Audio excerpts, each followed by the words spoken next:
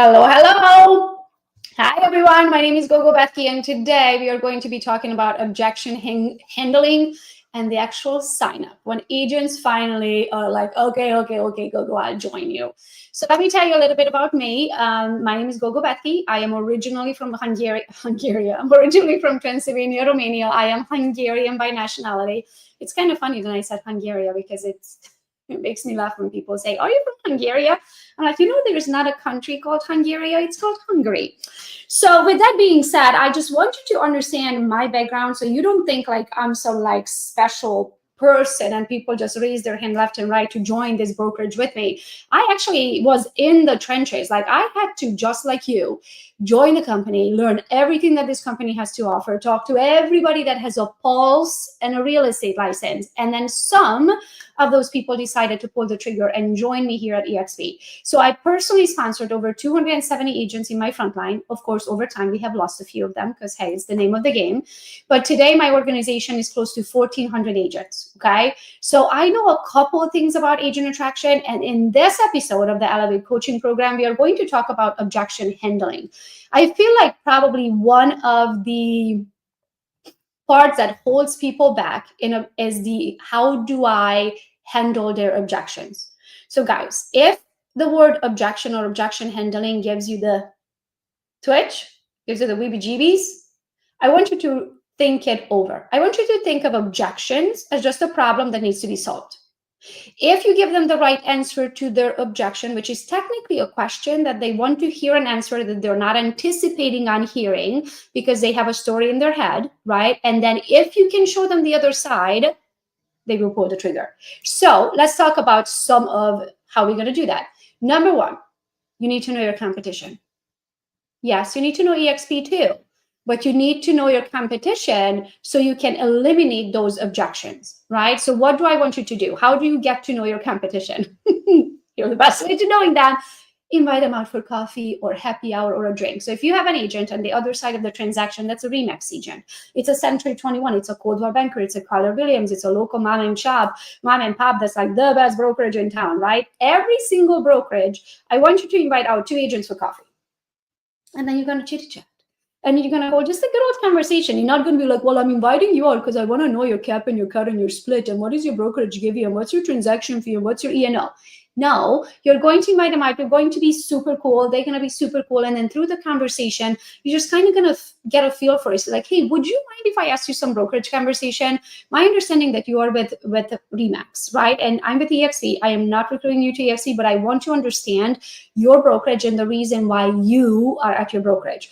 Would you be fine sharing some real everyday live question numbers with me? And they're going to say absolutely, right? So you're like, okay, cool. So you ask him, what is your cap? What is your cut? How long you've been with the brokerage? You will notice that most brokerages don't even have a cap. Guys, these top producers are with brokerages that don't even have a cap. You can change their lives. The easiest way to change their life is knowing what's going on in their life. So then I can put a spin on it and be like, you did 47 transactions last year and you didn't get your cap back? And they're like, what do you mean get your cap back? They didn't even have a cap, right? So then you can, turn the conversation around and turn it into a recruiting. But I really want you to go and get to know your competition. So in the next month or in the next 2 months, I want you to say, okay, every Friday morning, I'm going to take out an agent or 2 agents from another brokerage for coffee. And I really want you to do your research. When you sit down with them, start taking some notes. Start putting some notes into your RE/MAX page in your notebook. I'm huge on notebooks. Start a page for Keller Williams. Start a page for Coldwell Banker. Start a page for the local brokerage. Like all of these brokerages. And as you're learning something about that brokerage, write it down so it can register in your brain. I don't know if you're visual. Raise your hand if you are. I don't actually get to see you, but just to take action today, raise your hand if you learn through your eyes. I learn through my eyes, which means if I write something down in my own handwriting, in my own book, I will remember it forever.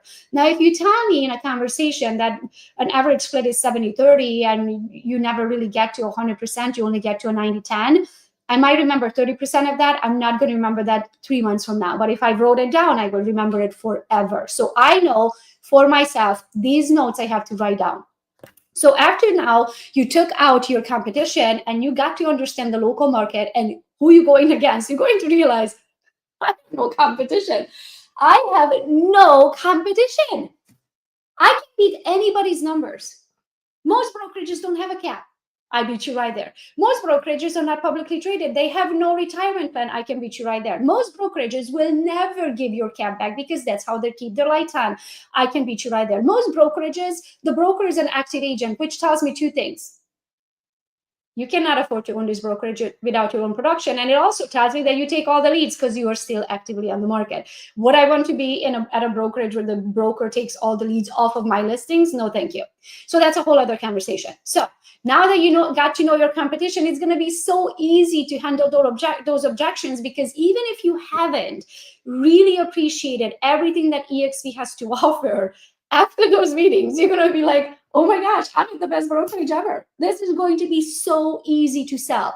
So you're going to get to know your competition, but through that, you're going to get to know the product here at EXP, because now we have to be able to compare those two, right? And you're going to realize that you have the best product. And when you have the best product, it's super easy to sell it because I have no competition. I can beat about almost everyone's numbers as long as they're a top producer. Now, if they're not a top producer, let's say they sell 2 houses at a flat fee brokerage, yeah, I can beat those numbers. What I can do is turn you into a producer over here and beat those numbers with my eyes closed, okay? So what are some of the common objections? So if you're like, well, Gogo, but they keep saying, but I love my broker. Look, what do you think the answer is when they say to me, I love my broker? I'm like, oh, that's great. Guess what? How much did you say you paid last year? $76,000? I'm like, that's awesome. Pay me $76,000. I will call you every morning and tell you how amazing you are. You're going to love me too. One of the ways to beat them every time is early on in the conversation. And I taught you guys this in the last training, but early on in the conversation, you must, and write this down, you must ask them this question. Do you work for money? So as we start chitty-chatting, I always like, hey, by the way, do you work for money? I just want to make sure that we are the same type of person, right? And they're like, oh, of course I work for money. What else do you think I work for? So then when we get to this objection, but I love my broker, then I'm going to use the money, the numbers they share with me against them. And I'm going to be like, wow, so you love them $76,000 worth? Or could you use that $76,000 on your family? And do you think the broker would still love you equally? Because EXP loves me very much. And I only pay them $16,000 and I can earn that back. I'm not the redheaded stepchild. They love me and I love them. EXP changed my life, but I'm not paying them $76,000 to love me. Right? So that's one. The next one, tell me a little bit about you. So this is also so you wrote down the last one, right? You must ask them early in the conversation if they work for money, because that's the only way you can beat them with the numbers. They have to admit up that they are working for money, which means money drives their decision making, not feelings. Because if they say, no, I don't work for money, I can beat you. Right? Because then they're making feelings decisions. And I'm not in the business of making feelings decisions. I'm in the business of making money decisions. So I have to make sure to understand who I'm dealing with on the other hand. Because when people say, what I love my broker, is that a money decision or is that a feeling decision? That's a feeling decision. Right? And in order to beat feelings, I have to show you that you're bleeding money on the other end. So I have to know that you work for money. Make sense? So you wrote it down. You must ask them early on in the conversation. Jokingly, I always be like, hey, by the way, do you work for money? They're like, of course I work for money. What do you think I work for? Right? So that way you can use it against them at the end. Okay? So the next one, tell me a little bit about you.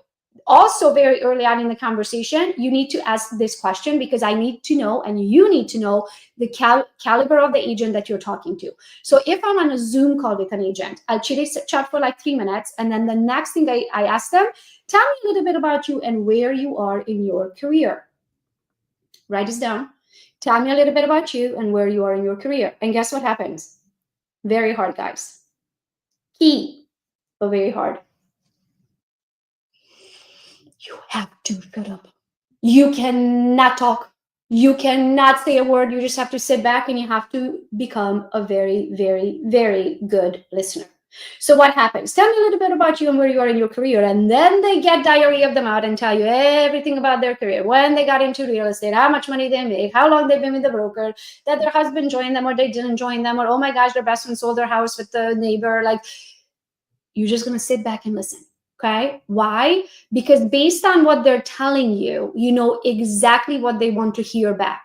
So if somebody is like, oh my gosh, I only sold 2 transactions last year, then I know I need to talk about leads, because that's all they care about. They need to know that they're going to make more money here. If somebody is like, oh my gosh, Gogo, my head is spinning, I need to figure out how to build a team, or oh my gosh, Gogo, be moving out of state and I have a 30-year experience in this state, how am I going to start over in another state, right? So then they have a different problem. Then I can talk about the retirement plan. I can talk about the reach of EXP being national and international. I can talk about how you can build a local team and you can build a national team, right? It's a different conversation. And I'm not going to tell this person leads who told me that they're so busy that they don't know their head from their behind, right? Running around with chicken head cut off, right? Because they don't need to learn leads. They have plenty of leads. They need to learn systems. They need to know that they can earn that cab back. They need to know that they can have a retirement plan through the Icon program. They need to know that they can build a team here locally, and they can build a downline and have passive reoccurring source of income, right? So by sitting back and listening to people, they will tell you what they want to hear back. And then you do not explain anything else. You give them what they want to hear, because that's what's going to close them. Now, later on, you can nonchalantly put in, oh, by the way, if you're publicly traded, you can also get stocks or whatever else you want to throw in there. But you only feed them at first the part of the conversation that they need to hear. Next one, my broker is it's cheaper. Okay, so again, remember I asked you if you work for money. I usually beat them with numbers every time. Let me put it this way.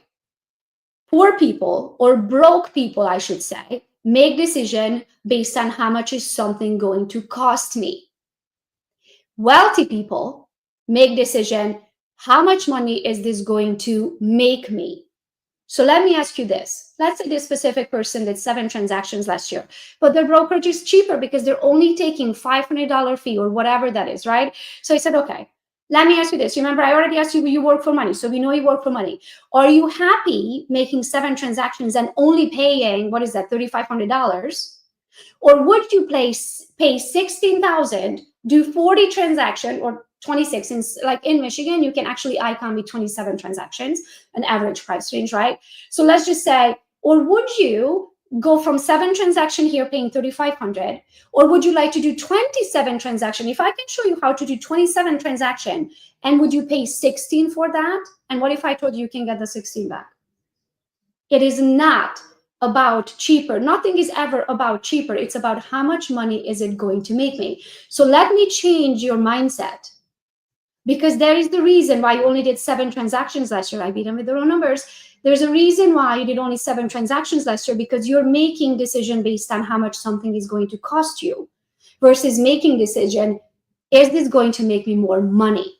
It's not about the cost. The cost only matters when you don't have money. When you have plenty of money, you could care less what it costs, because you can just cut the check, because you know you're going to be making more. So would you like to be making more money, or are you really happy with your 7 transactions this past year? What do you think they're going to say? And what do you think they're going to say when I say broke people make decision based on how much something is going to cost them, versus wealthy people make decisions, how much money is this going to make me? I pretty much just told them they're broke. Because they are.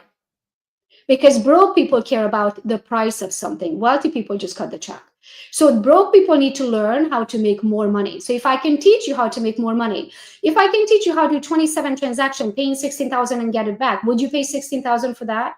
Or do you want to stay at the $3,500 at 7 deals a month or 7 deals a year, right? The next one, yeah, Gogo, but I'm capped.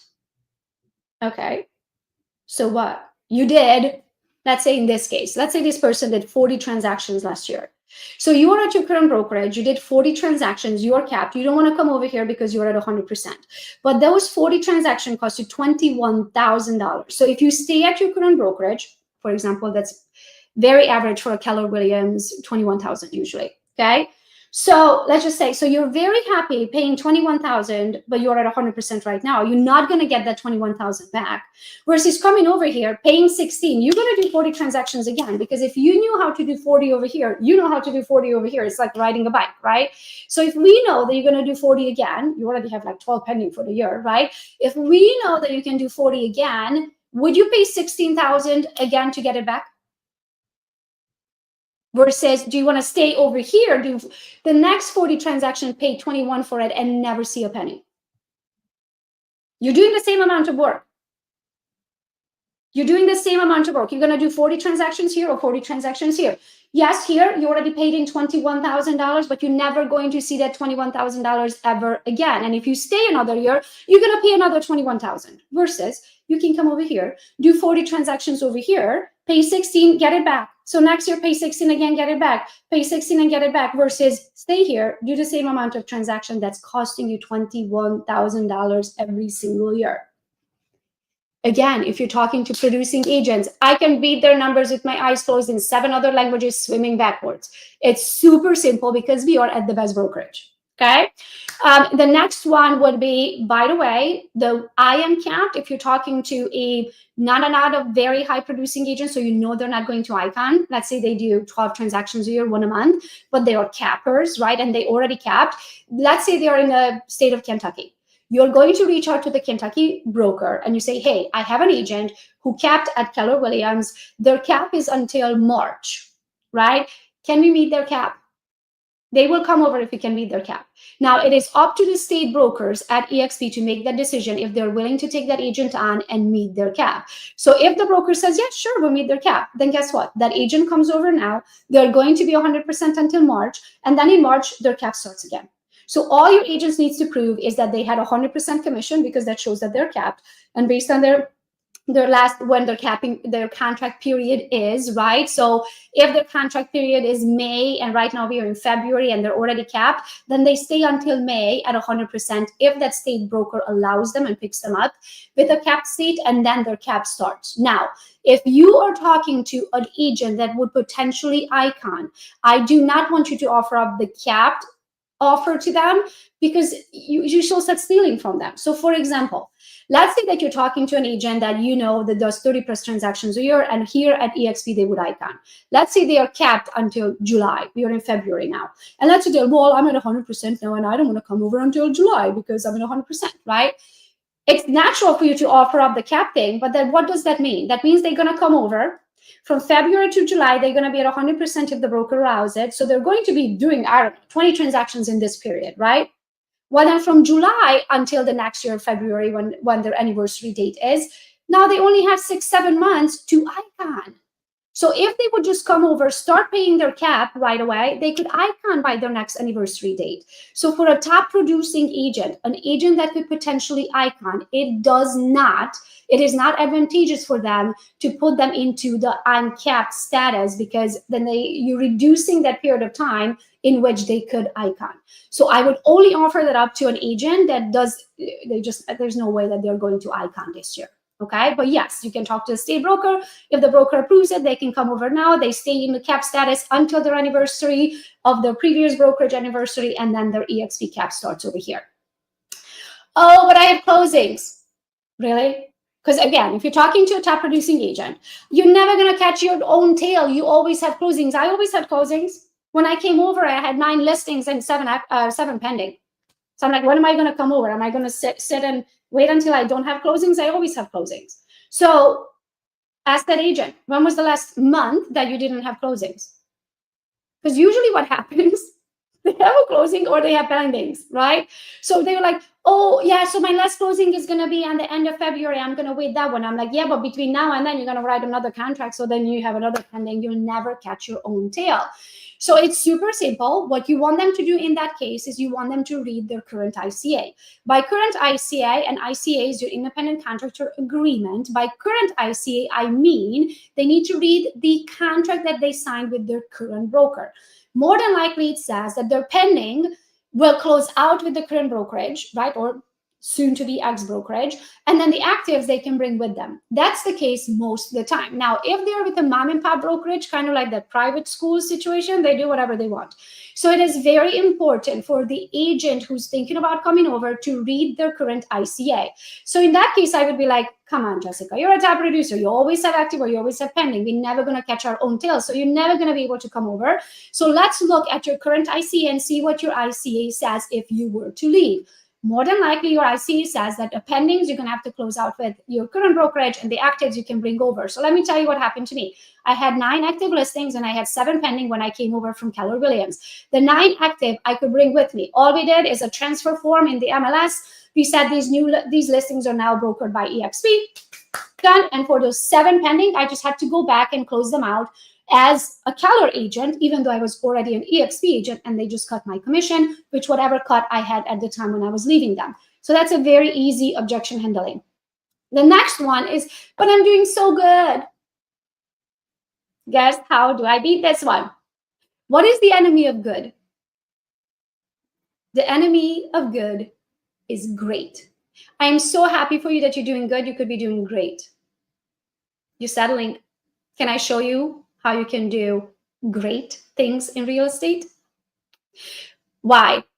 Most of them don't get their cab back. So if I can get your cab back, I already beat you. Most of them have no retirement plan. They spent a decade or 2 decades of their life with their current brokerage. And if they walk out today, the only thing they show for is their plaques and their pending. There's nothing. They don't own anything. They literally have nothing to show for it. I've been with this company now for 6.5 years, and I have over 6 digits in stocks. Guys, like, you know what Real Estate One gave me for 8.5 years with them? Nothing. You know what Keller Williams gave me? Nothing. You know what EXP gave me? Hundreds of $1,000s in shares, in stocks, right? Millions of dollars in revenue share and millions of dollars in commissions. So do you want to stay with good, or would you like, I don't know, dabble into great? Okay, next one. But EXP is not as luxurious as blah, blah, blah, blah, blah. You know how luxurious EXP is? It's as luxurious as you make it. So let me make you a deal. Text your clients, sorry, not agents, text your current clients. Let's say you're talking to a luxury agent, right? And tell them, text your current clients, super simple question, ask them, who's my broker? And many of them, guarantee you 50% of them have no idea what brokerage the agent is with that they hired, because the agent is the brand. I was Gogo's Real Estate before EXP. I was Gogo's Real Estate at Keller Williams. I was Gogo's Real Estate at Real Estate One. I was Gogo's Real Estate. That's how I always run business. My clients have no idea what brokerage I'm with, nor do they care. Plus, EXP now, and now mind you, when I joined 6.5 years ago, there was no luxury department. I had to beat this objection in the head over and over again without having a luxury department. Now you guys have the luxury of a luxury department and a luxury certification. So now you can say, oh, okay, so let me show you our luxury package. By the way, I'm luxury certified. By the way, right? So now it's a very easy objection because we have it. We didn't used to have it back then. But I need a local blah, blah, blah. An office. I need a local community. I need a local whatever, right? So then ask them, when was the last time you were in the office? And they're like, oh, well, so yeah, no, I can't do that. My kids are 2 and 4. Okay, so let me get this straight. Your kids are 2 and 4. You haven't been in the office in 6 months, but you need an office. So did you need it in the last 6 months?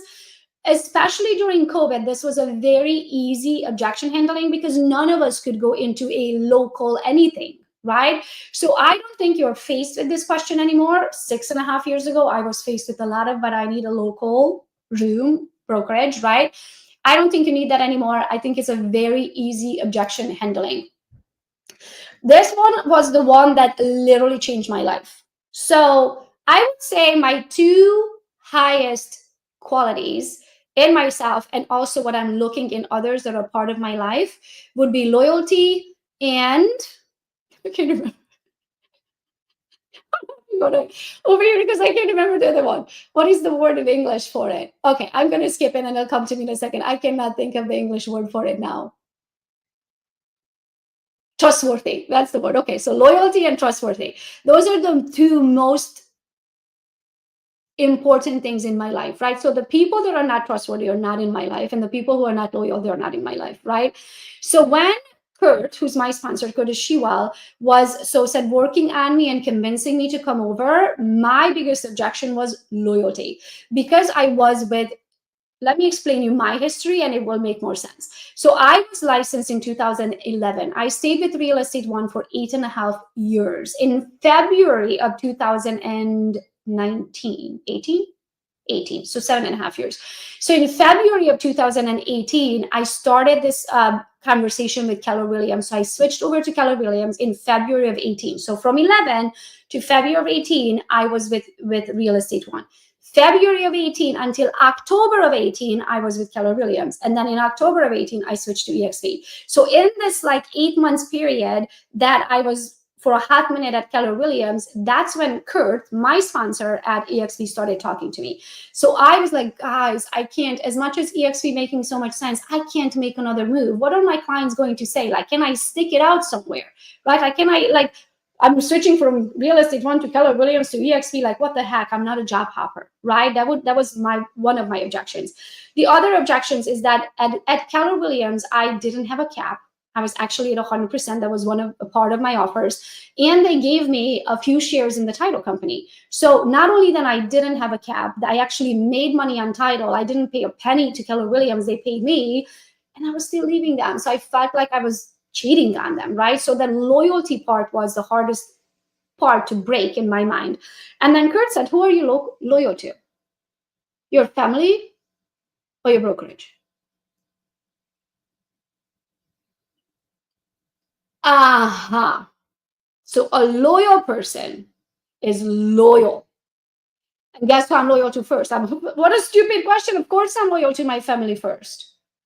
So if you're loyal to your family first, no matter how good, so said that brokerage was to you, if there is something better in the world and you know that there is something better in the world, you owe it to your family to provide a better life and a better future. I made the decision like that to switch to EXP as soon as he asked, who are you loyal to? Your brokerage or your family? Okay, so let's talk about the sign-up process. So what happens is, like, you handle your objections, you massage them over time, and they're finally ready. You're like, okay, go, fine. Okay, fine, I'm coming. Okay, so here's what happens. I send them to this page. If you guys want to check it out, you can go to gogobethke.com, so my name.com, and then go to the EXP Partner With Me tab, and you're going to see this page. So this is the page, my Partner With Me page. This is what I teach inside of Elevate. So all of these little lives that I'm doing for you guys inside of the Elevate coaching program, you get the Agent Attraction Explained coaching program with me. There's multiple videos explaining everything step by step by step by step. So you literally know how to start, how to get them to your page, how to make them watch these videos, how to click the button, how to handle their objections on the Zoom call, how to sign them up. And it's rinse and repeat. So this is why we're doing these quick lives, so you can get familiar with what the Agent Attraction Explained coaching program looks like. So you can purchase it, you can implement what you learn, and then start doing Agent Attraction. So now that you handled all of their objections, now they say, okay, Gogo, how do I sign up? They literally ask me, how do I sign up? I send them this link. I said, okay, cool. So go to this link, the same link where you watch the videos, and then push step 1 and then step 2. Step 1 is your Team Gogo application. Again, I do not take a cut. You owe me absolutely nothing. We become business partners and we do this real estate madness together. Okay. In order for me to know everything that I need to know about you and add you to the right groups and give you access to my boot camps and give you access to the trainings and give you access to the Team Gogo map and the Team Gogo Google Calendar and our training calendar and all that. In order for that to happen, I need to know a couple of things about you. So I need you to fill out step 1. Awesome. As soon as you fill out step 1, Christy, my right hand, and myself get notified, and Christy starts a chain text message between all 3 of us, and then we are going to start onboarding you. So in the onboarding process, it's a little bit of hectic because we are an online company and a cyber-based company. So if you're coming from a local mom and pop shop, it might be a little bit overwhelming, but don't worry, you'll have me and Christy the whole time to hold your hand through the process. Initially, I did not have step 1. And what happened is, when they come up a mom and pop brokerage and they start getting 2,700 emails and they're talking to different departments and they're getting emails and calls and texts, we lose them in the onboarding process. So I didn't work so hard handling their objections to lose them in the onboarding process. So this is why I added this extra step. So as soon as someone makes their decision, Christy and I get notified that they are ready. The second reason why is because you're going to talk to agents and it takes them months to make the decision. So you want to get notified when they finally made the decision so you can hold their hand to the onboarding process and get them onboarded properly. So that's the step 1. And then the step 2 is the actual ICA, and that is EXP's ICA, Independent Contractor Agreement. So they need to fill out both steps. First step is to be a part of your organization or downline. Step 2, to fill out their actual official application to be an EXP agent. Okay, what does that look like? So as soon as they push step 1, so right here, they push step 1, they're going to come to a form that's called Join Us EXP Team Gogo. And there we ask a few questions. Your name, email address, your phone number, what state are you licensed in? Are you licensed in multiple states? Are you an agent or a broker? When is your birthday? What's your good shipping address? So birthdays, because I sing every single agent that I personally sponsored. I call them on the morning of their birthday and I sing them happy birthday with my Hungarian accent. I like to torture them. No, I'm kidding. That's for me of showing that I thought of them that day and I took time out of my day to wishing them a happy birthday. And so I wish happy birthday and I sing happy birthday to you, happy birthday to you, to all of them. So we take their application and then their birthday automatically feeds into my calendar. So then I know when I wake up, oh, it's so-and-so's birthday. Like it's actually John Kinnan's birthday today. So John, if you're watching this, happy birthday to you. Happy birthday to you. Happy birthday, dear John Kinnan. Happy birthday to you. I haven't had a chance to call him yet. Hopefully he's watching. And then now everybody knows, hey, you guys are all EXP. Go into workplace chat. Look up John Kinnan, Kinnun, and wish him happy birthday. Do me a favor. That's the EXP love. Okay. So you get their application in, and then they also send them over to step 2. So step 2, this is how they actually apply for EXP, and that's it. Then you're ready to rock and roll. Okay. So this application, this form, when they fill it out, it feeds into a form that we call the pink sheet. Okay. So this is my pink sheet. From day one, this is pages and pages and pages long of the agents who have joined with me. I want to show you a couple of things on the left-hand side. So when they join, it shows you what they joined, name, email address, phone number, yada, yada, right? What state they are in, yada, yada. What's important is the stuff on the left-hand side. Are they active yet? Yes or no? Have they had their onboarding Zoom call? We do an onboarding Zoom call for every agent. I actually have an onboarding specialist on my team. And we onboard them to EXP, we onboard them to the Team Gogo organization, the Honey Badgers, and the Fast Forward movement, because that is the family of downlines that I fall into. Have I introduced them on Instagram, and have they made their introduction everywhere else, right? So if it's yes, they're active, I'm like, okay, cool. Have they had their Zoom call? Yes, they did. Okay, cool. Did we get their bio or their video introduction and the description? Yes, we did. Have we introduced them on Instagram? Yes, we did. Have we introduced them everywhere else? Why should you introduce your agent? Because monkey does, monkey do. If Jessica joined with you, then I don't know, John gonna be like, well, if Jessica did, then I guess I should look at this Gogo chick, or I should ask Jessica why she joined with Gogo, and then now Jessica got John. Make sense? So you want to make a big splash about somebody joining because you want their friends to join with them. So I do 3-way calls for my agents all the time. So what that means, what's a 3-way call? A 3-way call is your sponsor, for example, yourself, and your guest. So you might feel comfortable introducing someone to EXP or having the introductory conversation, but you don't want to necessarily close them because you don't know how to handle their objection. Totally fine. Reach out to your sponsor, reach out to someone in your upline, have a 3-way call, let them close them for you. Okay. If I'm your sponsor, you can go to anywhere in your upline. You can go to gogobethke.com on the EXP Partner With Me page, and there's a button for the 3-way call. You can schedule me. I love doing those. Okay. So next, what happens? So as soon as I fill out the pink sheet, right? This is the pink sheet. I don't know why we call it pink. We call it pink because we colored it pink. Okay.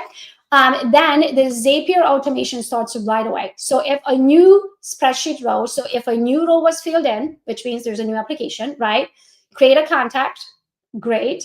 Send a text message to Christy, send a text message to Gogo, send a text message to Dwayne. So if somebody named Dwayne as their sponsor, my husband has his own downline, right? Then he gets a text message too. And then that's it. So the system automatically sends these text messages so me and Christy and or Dwayne know right away when someone filled out their application. When these steps are done, we create a group chain text with the agent and greet and instruct them personally. So I don't do that. Christy does that. So as soon as that text message comes in, Christy's like, oh gosh, we got somebody new that's just signed up, right? And these messages are so said saved, and they're automatically go out. So the first one says, congratulations, you're officially active. Nope, not that one. Hey, this is Christy Waker, Gogo's Dwayne's right hand. Welcome to the Team Gogo family. We are so excited to have you. Please save my number right now. I am here for you always. If you haven't filled out the official Join EXP app, the link is below to get started. Your sponsor is Gogo Bethke. Email gogosrealestate@gmail.com. Send me your personal code listed on your Join app dashboard so I can help you onboard smoothly. Save this email, subject applying to EXP Realty. It has your username and password to access Join application dashboard, manage your onboarding process, EXP World, Join EXP application, blah, blah, blah, blah, blah. Now, this is the very first text message that goes out because if you think about it, they don't really know Christy. They know me. Christy is my right hand. Christy is our, like, what we call officially Team Gogo Mama. Okay.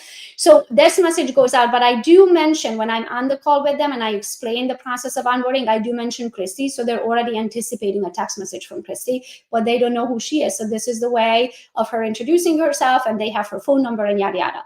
When they become active. Now, I do not have the onboarding process unless Christy needs me, and Christy doesn't need me because Christy has onboarded hundreds, if not thousands of agents by now. Okay. So with that being said, I usually let her handle the whole onboarding if something is out of the ordinary, or if we need some sort of a special approval from corporate, or if somebody's not doing their job fast enough. That's when Christy says, don't make me have Gogo call, because then it gets that. Okay. So then we go to the whole process of onboarding, and next thing you know, they're active, right? So active means when you log into your dashboard, you see them active in an active status. So then she sends this text message. Congratulations, you're officially active with Team Gogo and EXP. Let's get you signed into all of your Team Gogo benefits. Once you see the Welcome to EXP Realty email, make sure to open it. Click the link to activate your passport. It expires 24 hours after send. Then schedule your one-on-one Zoom call to set up and get access to all of your Team Gogo and EXP tools. Here's the link. And create your account by clicking the link below to access our exclusive teamgogo.team website. Here's the link. teamgogo.team is your home to all of your Team Gogo benefits and resources. So these are automated messages that go out to them automatically. So you create it one time, copy and paste, or you automate it through the Zapiers of the world. Okay. So that's it for today, guys. I hope this was super duper helpful. Of course, these are just snippets of the full product. If it was easy to do agent attraction, everybody would be a top agent attractor, right? There are some methods to the madness. Nothing is easy in life, but especially the things that are worth having, work hard for it, because I promise you, the Team Gogo organization and revenue share, which is a reoccurring source of income, has changed our lives. So if you want to create something that is, I don't want to say passive, because it's not passive. I work for it very much, but it's reoccurring, right? That is life-changing. You definitely want to get into agent attraction. The second reason why agent attraction was super important to me is because our oldest son is type 1 diabetic. And I don't know if you knew this, but your revenue share is billable at EXP. So what does that mean? That means that if you build it today, you can use your time and your effort and your health and your brain cells to build something that later down, when you're no longer on this earth, your children, your grandchildren, or whoever you want to leave your revenue share, they can benefit from that as long as they have active producing agents in that downline or organization. That revenue share will be collected by somebody in the future, whoever you are leaving it to. So if you would like to learn more, if you would like to learn the nitty-gritty and the step-by-steps and set up your systems properly to be able to do agent attraction like a well-oiled machine, think about it. People are not going to take you seriously if you don't take you seriously. So if I told you right now, hey, tell me more about EXP, where would you send me? Do you have a beautiful website? Do you have videos that talk about what it takes to partner with you? Do you have the link directly into your calendar?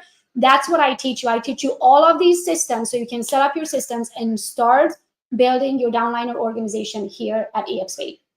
So if you would like to learn more, all you need to do is click here or go to expelevatecoaching.com. I think. But not, just scan the QR code, go to the Elevate Coaching Program. You will find the agent attraction explained, and start learning. You know where you are today because of the lessons learned. If you want different results, you have to know different things. So learn agent attraction and go print money. Thank you so much for having me today.